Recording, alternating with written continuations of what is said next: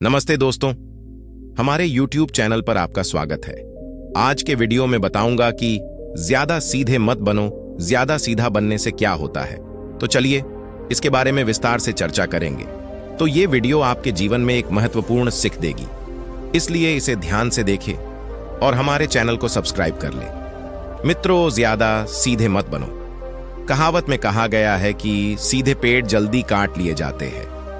आज की कहानी के माध्यम से आपको कुछ ऐसे नियम मालूम होंगे जिनसे आप धोखा खाने से खुद को बचा सकते हैं। बोला जाए तो सही रूप से कमजोर इंसान का लोग हमेशा फायदा उठाते रहते हैं। हम सब ने देखा होगा अपने अगल बगल में जो भी आदमी सीधा स्वभाव का होता है, यानी मानो कि भावनात्मक रूप से सच्चे दिल का होता है, वह अपनी इच्छा पूर्ण बस दूसरों की मदद तो कर देता है, लेकिन बदले में उसे हमेशा धोखा ही मिलता है। तो क्या एक आदमी को सीधा और साफ दिल का नहीं होना चाहिए? क्या उसे दूसरों पर विश्वास नहीं करना चाहिए? दूसरों की मदद नहीं करनी चाहिए? क्या सच्चे दिल का और संवेदनशील होना अपराध है, कोई बुराई है? पाया तो यह जाता है कि कोई भावनात्मक इंसान दिल का अच्छा होता है, औरों की सहयोग करता है, दूसरों का ध्यान रखता है, दूसरों से प्यार करता है। प्यार भी तो एक संवेदना ही है, वह भी तो एक भावना का रूप है। तो क्या प्यार करना भी अपराध हो जाता है? और ये तो आप सबको पता होगा कि प्यार तो आध्यात्मिक तरीका का एक बहुत महत्वपूर्ण कदम है। तो किस तरह एक आदमी समाज में संवेदनशील, सच्चे दिल और दयालु मतलब कि एक अच्छा इंसान बनकर रह सकता है, ताकि लोग उसका फायदा भी ना उठा पाए और वह अपने दिल की अच्छाई, अपने दिल की कोमलता, संवेदनशील सब कुछ कायम भी रख सके। एक समय की बात है, एक नवयुवक लड़का जंगल के पेड़ों पर माथा को मार रहा था। वह बड़े जोर जोर से माथा को पीट रहा था। वह अपने दिल की क्रोध को निकालने की प्रयास कर रहा था। हो सकता है वह लड़का को किसी ने धोखा दिया था या फिर उसके साथ बहुत गलत हुआ था, जिससे वह बहुत अधिक बेचैन था। उसे कहीं भी अस्थिरता नहीं मिल रही थी। वह बार बार उस पेड़ पर माथा मार रहा था, जिससे उसके माथा में बहुत सारा खून आ रहा था। वही जंगल में एक ठंडा पानी का झरना था। वहां पर एक महात्मा भिक्षु हर एक दिन शाम के समय स्नान करने आया करते थे। यह उनका हर एक दिन का नियम था। आज जब वह महात्मा इस रास्ते से स्नान करने के लिए उस झरना में आया, तो उसने उस नवयुवक लड़का की हालत देखी। वह जोर जोर से चिल्ला रहा था, रो रहा था और बार बार पेड़ में माथा मारे जा रहा था। उस युवक के अगल बगल कोई व्यक्ति भी मौजूद नहीं था। इससे उस महात्मा को उस लड़के की चिंता होने लगी। उसने सोचा कि कहीं मैं इस लड़के को ऐसे ही छोड़ दूं और कहीं ये आत्महत्या न कर ले। तो महात्मा को ऐसे सोच आने के बाद भी वह कुछ नहीं बोला और लगातार उस लड़के की ओर देखते जा रहा था। महात्मा एकदम से शांत और चुपचाप खड़ा था। उसने लड़के से कुछ नहीं बोला, कुछ नहीं कहा और वह उसको लगातार देखता रहा।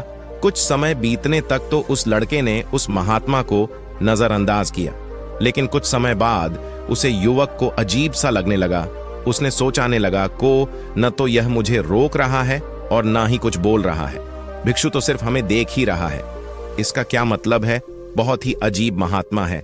ऐसे ही सवाल उस युवक के दिमाग में उठने लगे थे। जब कुछ समय के बाद भी वह महात्मा कुछ नहीं बोला, तो युवक ने अचानक से उससे बोला कि गुरुदेव, आप अपने रास्ते से क्यों नहीं चले जाते? आपको ये क्या मतलब है? आप खड़े होकर हमें देखते क्यों जा रहे हैं? महात्मा ने बहुत ही कोमल वचन में बोला कि हम तुमको रोक नहीं रहा हूं, तुमसे कुछ बोल नहीं रहा हूं, तो हमसे तुमको क्या दिक्कत है? मेरे ही तरह है ये पेड़ पौधे, ये पक्षी, ये सब तुमको तो देख ही रहे हैं। जब ये सबसे तुमको किसी प्रकार की दिक्कत नहीं है, तो मुझसे क्यों दिक्कत है? यह सुनकर वह युवक बहुत जोर से चिल्लाया और बोला, मुझे सभी से दिक्कत है, मैं सबसे घृणा करता हूं। यहां पर सब धोखेबाज और मक्कार होते हैं, कोई किसी अपना नहीं होता इस संसार में। और इस तरह बोलते बोलते वह बिलक बिलक कर रोने लगा और रोते जा रहा था और महात्मा उसको देखते ही जा रहा था। महात्मा युवक को शांत करने की प्रयास भी नहीं कर रहे थे। यह बात तो उस युवक को बहुत ज्यादा तकलीफ लगी। अब रोना छोड़कर उस युवक ने सीधे खड़े होकर उस महात्मा से कहा, बड़े ही गैरतमंद इंसान है आप। आपके सामने कोई आदमी रो रहा है, दुखी है, मुसीबत में है और आप उसे शांत भी नहीं कर सकते। आपके दिल में बिल्कुल भी कोमलता नहीं है। बड़े अजीब और निर्मय दिल वाले महात्मा हैं आपको अपने महात्मा होने पर तकलीफ होना चाहिए।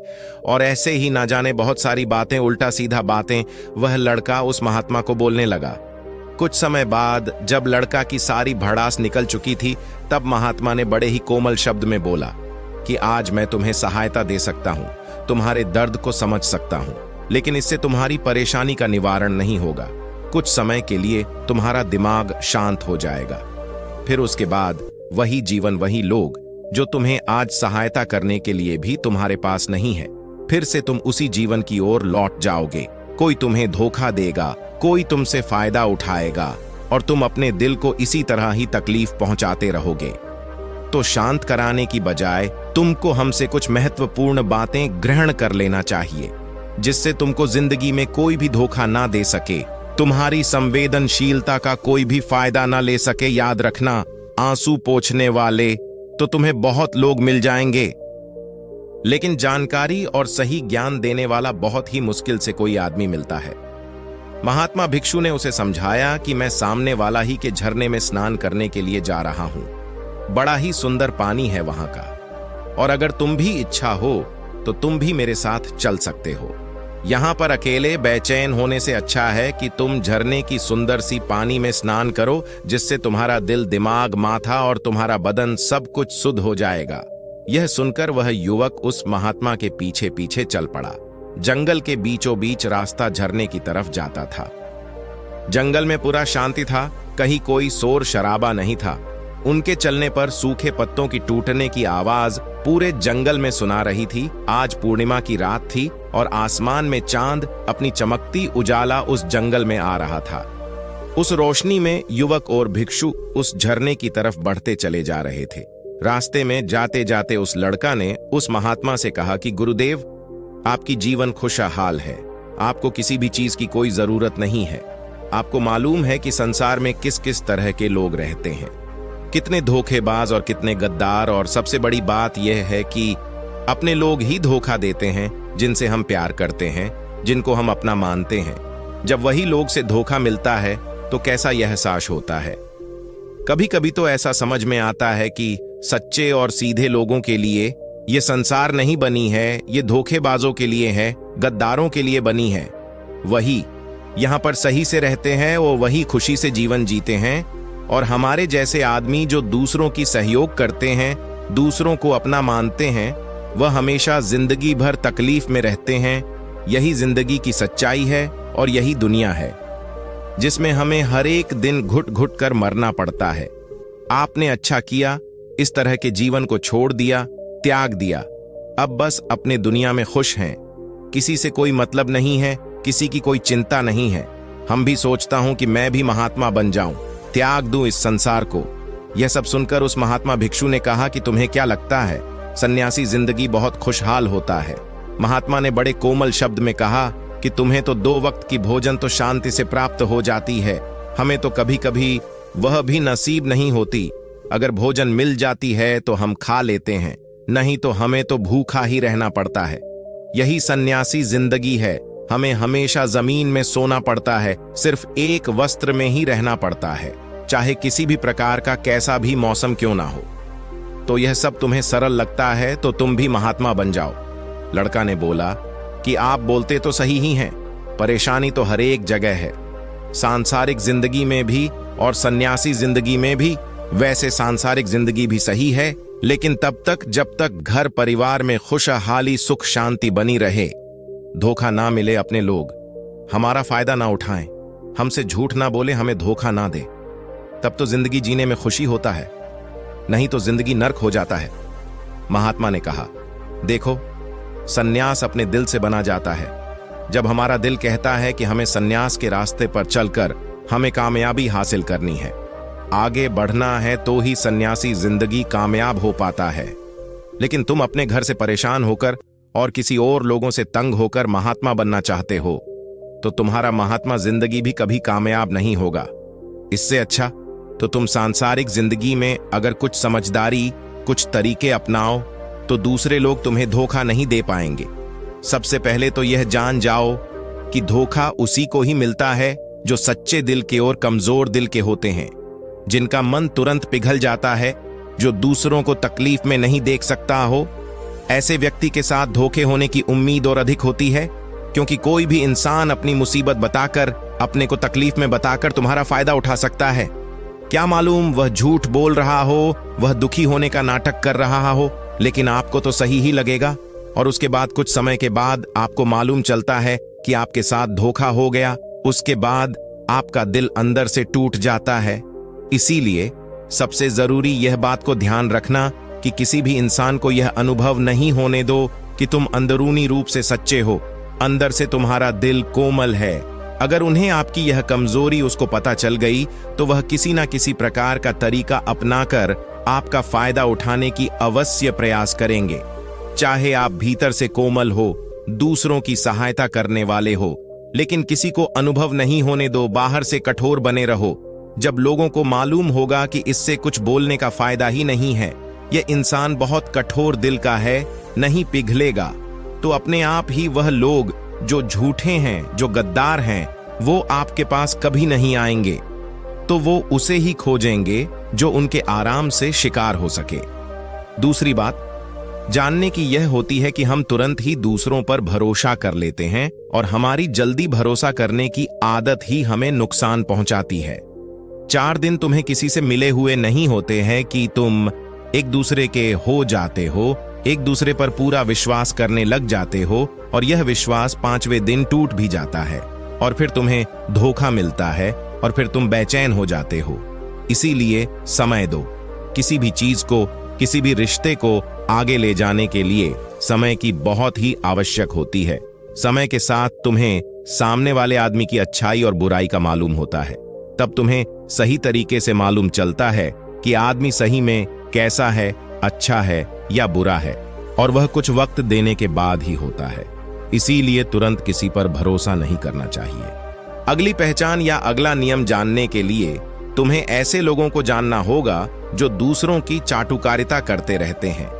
कुछ लोगों की पहचान होती है चाटुकारिता करने की। आपके सामने आपकी तारीफ करेंगे, आपके बारे में अच्छा अच्छा बोलेंगे और आपको लगेगा कि यह आदमी कितने अच्छे हैं, मेरे से कितना प्रेम करता है, लेकिन सही में उनकी वह चाटुकारिता की एक तरकीब होती है ताकि वह आपका मन को हासिल कर सके, और उनको चाटुकारिता करने का समय तभी मिलता है जब आप उसको यह एहसास दिलाते हैं कि अगर आप उसकी चाटुकारिता से मोहित ही नहीं होंगे, तब कुछ देर बाद अपने आप वह तारीफ करना बंद कर देंगे। इसीलिए किसी के आगे एहसास मत होने दो, वरना आप तो लालच का जरिया बन जाते हो। लोगों को महसूस होता है कि शायद इसके पास बहुत अधिक दौलत है, इसीलिए इतना दिखावा कर रहा है, और इसी वजह से जो लोग आपका लाभ उठाना चाहेंगे वो आपके नजदीक आने की कोशिश करेंगे, आपके तारीफ करने की कोशिश करेंगे। अगला तरीका बताते हुए महात्मा ने झरने की ओर इशारा किया। वो झरने के पास जा चुके थे। लड़का को भी मालूम हो चुका था, क्योंकि उस जगह पर ठंडी ठंडी हवा चल रही थी। नीचे की ओर जाते हुए महात्मा ने बोला कि सांसारिक जिंदगी में एक बात जानने की यह होती है कि हम जिसकी मदद कर रहे हैं, चाहे किसी भी रूप में, पैसा से, शारीरिक रूप से, या जिस भी रूप में हम किसी की सहयोग कर रहे हैं, तो हमें यह याद रखना चाहिए कि सामने वाला दोबारा कभी भविष्य में हमारी सहयोग करने लायक है कि नहीं है। अगर किसी को पैसा उधार दे रहे हो तो यह जान लें कि उसके पास कमाने का कोई साधन है कि नहीं है, आगे भविष्य में वह तुम्हें लौटा कर दे पाएगा कि नहीं। अगर वह नहीं करेगा तो तुम्हें परेशानी होगी, तुम्हें तकलीफ होगा। ऐसे तो आदमी असहयोग भिखारियों को भी दान देता है, लेकिन वह गलत नहीं है, क्योंकि जो भी धन आप भिखारियों को दिए हैं उससे आपके ऊपर कोई ज्यादा असर नहीं पड़ेगा। अगर वह आपको वापस भी नहीं लौटाएगा तो, और अगर किसी ऐसे आदमी को पैसा देना है जो कभी वापस नहीं कर पाएगा, तो उतना ही पैसा या धन देना जिससे तुम्हारे ऊपर अधिक परेशान न कर सकें। अगर वो वापस भी न करे तो तुम्हें अधिक तकलीफ न पहुंचे। अब तक वो दोनों महात्मा और युवक झरने पर पहुंच चुके थे। दोनों ने अपने वस्त्र निकाले और उस झरने के सुंदर पानी में डूब गए। पानी अधिक शीतल था। उन दोनों की हर एक थकान, सारी उदासी क्षण भर में ही दूर हो गई। स्नान कर लेने के बाद दोनों एक पेड़ के नीचे उस झरने के सामने बैठकर गप सप करने लगे। महात्मा ने उसे आगे बताते हुए बोला कि पहले तो लोगों को नजरअंदाज करना सीखो। जब तुम किसी को शुरुआत में नजरअंदाज करते हो तो जो भी व्यक्ति किसी लोभ की वजह से तुम्हारे पास आकर्षित हो रहे थे वह तुमसे अलग हो जाएंगे। जब तुम उनको नजरअंदाज करोगे तब कभी कभी लोग तुम्हारे करीब आने की प्रयास भी करेंगे। तुम उसकी मनोकामना और उसका स्वभाव उसकी आंखों से ही पढ़ सकते हो। आदमी की आंखों में उनकी विचार, उनके मनोकामना, उनका सब कुछ दिखाई देता है। बस हम ही अपनी आंखें बंद करके रखते हैं। दूसरे लोगों से जानकारी लो, उसके परिजनों से जानो, उसके रिश्तेदारों वालों से जानने की प्रयास करो कि वह व्यक्ति कैसा है, लोगों के साथ उसका स्वभाव कैसा है, उसकी जांच पड़ताल करो। जब किसी पर भरोसा करो, ऐसे ही किसी पर भरोसा मत कर लेना। अपनी पूरी जानकारी करना। अगर तुमको किसी के साथ अधिक समय तक विश्वास करना चाहते हो, किसी के साथ कोई रिश्ता बनाना चाहते हो, कोई मित्रता करना चाहते हो या किसी की सहयोग करना चाहते हो, तो इन सभी बातों को तुम्हें यह जरूर मालूम होना चाहिए कि दूसरे लोग उस आदमी के बारे में क्या विचार रखते हैं। इसके बाद तुम जिंदगी में कभी भी धोखा नहीं खाओगे और तुम्हें कभी भी धोखे की वजह से परेशानी नहीं करना पड़ेगा। इसी तरह की बातें करते हुए महात्मा और वह युवक दोनों जंगल से बाहर आ गए और अपने अपने घर को चले गए। महात्मा बुद्ध की इस बताई गई बातों को वह लड़का अब अपनाने लगा और वह अब दूसरों पर अधिक विश्वास नहीं करने लगा। और अगर किसी पर भरोसा करता भी तो महात्मा बुद्ध की बताई गई नियमों का पालन करते हुए करना, जिससे उसको धोखा नहीं मिलने लगा और वह अपने जीवन में खुश रहने लगा। दोस्तों, ज्यादा सीधा बनकर रहने से भी इस संसार में कोई गुंजाइश नहीं है। इससे हमको धोखा और तकलीफ ही मिलती है। मित्रों, कभी भी किसी पर भी विश्वास करने से पहले उसके बारे में अच्छे से समझो, जानो, समय दो, फिर भरोसा करो। तो दोस्तों, उम्मीद करता हूं कि आपको अच्छी सीख मिली। ये वीडियो आपको कैसी लगी हमें कमेंट बॉक्स में कमेंट करके जरूर बताएं और इस वीडियो को अपने दोस्तों और परिवार के साथ जरूर शेयर करें और हमारे चैनल को सब्सक्राइब जरूर कर लें। नमो बुद्धाय।